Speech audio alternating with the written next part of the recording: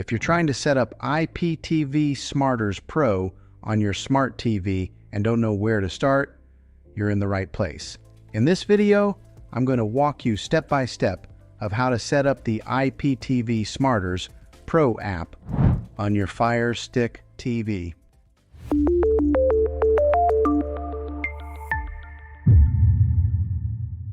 The first thing you need to know is that IPTV Smarters Pro does not come with any channels built in. You will need a subscription from an IPTV provider before you can use the app.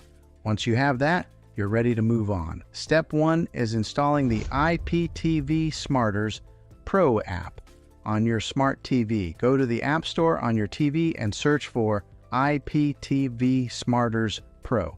Once you find it, go ahead and download and install the app. After the app is installed, go ahead and open it. The first time you launch it, you may be asked to accept the terms and conditions. Just go ahead and select Accept to continue. Now you'll see a screen that gives you a few different login options. The most common option is Login with Xtream Codes API. Go ahead and select that. This is where you'll enter the information provided by your IPTV service. You'll need 3 things: your username, your password, and your server URL, which is sometimes called the portal URL. Take your time here and make sure everything is typed in correctly. Even a small typo can prevent it from working. Once you've entered your details, select Add User or Login. The app will now begin loading your channels and content. This might take a few seconds depending on your provider. After everything loads, you'll be taken to the main dashboard.